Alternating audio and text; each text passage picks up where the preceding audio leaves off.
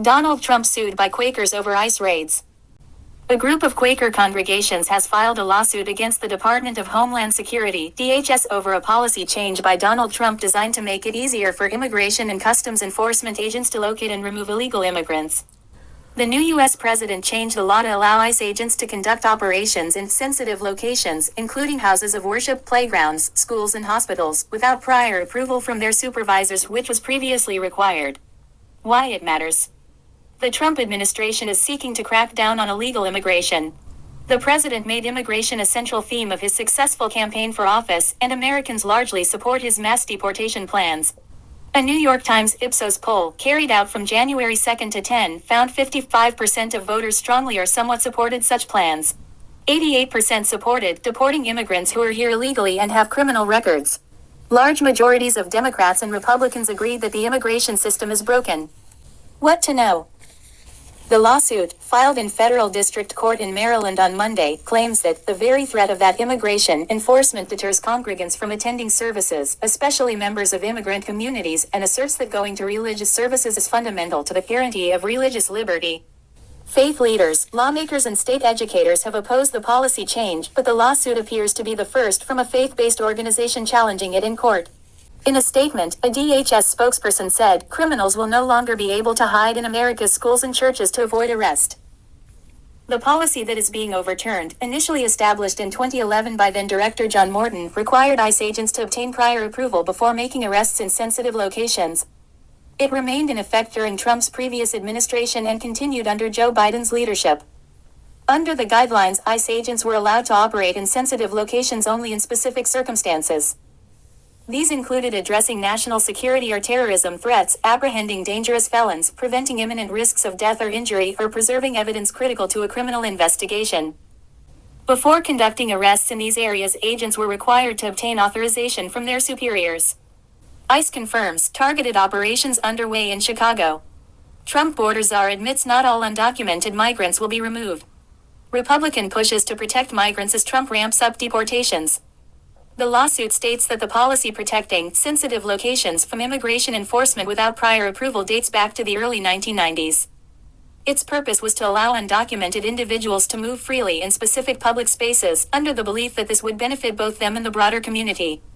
For instance, it aimed to ensure children could attend school during the day and sick people could visit hospitals without the threat of deportation. Newsweek recently interviewed a pastor who had held discussions with the then-incoming Trump administration. Speaking on condition of anonymity, he said, "The incoming administration's policy on sensitive locations like churches, schools, and hospitals is focused exclusively on those involved in criminal activity. We're talking about gang members, rapists, murderers, pedophiles, people who are causing real harm." What people are saying. Skye Perryman, president and CEO of Democracy Forward, which is representing the Quaker groups in court, said in a statement, "A week ago today, President Trump swore an oath to defend the Constitution, and yet today religious institutions that have existed since the 1600s in our country are having to go to court to challenge what is a violation of every individual's constitutional right to worship and associate freely." The troubling nature of the policy goes beyond just houses of worship with sanctuary programs. It is that ICE could enter religious and sacred spaces whenever it wants. What happens next? If the lawsuit is successful, the policy change could be reversed, and the protections for sensitive locations could be reinstated, requiring ICE agents to obtain prior approval before conducting operations in places like schools, hospitals, and houses of worship. On the other hand, if the court upholds the policy change, ICE will have more freedom to conduct operations in these areas, which could significantly alter the dynamics of religious and immigrant communities. 5 Quaker groups, including the first formal association of Quakers in the world, filed a lawsuit January 27 against the Department of Homeland Security over a new Trump administration policy rescinding a previous guideline in which immigration officials could not enforce actions in sensitive locations such as schools and places of worship. Immigration and Customs Enforcement made 956 arrests January 26, according to a Facebook post by the agency. A week ago today, President Trump swore an oath on the Constitution, and yet today religious institutions that have existed since the 1600s in our country are having to go to court to challenge what is a violation of every individual's worship. Skye Perryman, president and CEO of Democracy Forward, the organization representing the Quaker groups, said in a January 27 news release.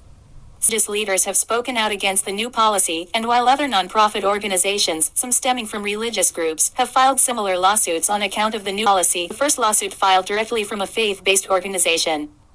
A DHS spokesperson told McClatchy News in a January 27 email the agency didn't on pending litigation. The 40-page lawsuit, filed in the U.S. District Court for the District of Maryland, argues that the new immigration order violates fundamentals of the Quaker religious experience, including communal worship. For Quaker congregations, communal worship is not just important, it is the very process of worship itself, prosecutors said. In Quaker worship, people sit together in silence and wait to hear from God. Then anyone attending worship is encouraged to stand and share that message, according to the complaint. Quakers believe that those with varied life experiences, including immigrants, can provide unique messages from God. Being able to receive those messages is fundamental to the Quaker religious exercise, prosecutors said. The new policy has instilled fear in migrant-friendly congregations and led to the cancellation of some worship services, according to the complaint. Our faith requires us to do justice, oppose war and violence, love our neighbors with no exceptions, and to make decisions with everyone in the room, the Philadelphia Yearly Meeting, one of the Quaker groups represented in the lawsuit, said in the release. The DHS policy impedes all of these things and invades our sacred space and ability to worship freely. Quakers have a long history of involvement in human rights and social justice causes. They have been involved in advocating for the protection of Native Americans' rights, were early abolitionists and had many leaders involved in the women's suffrage movement, according to History.com.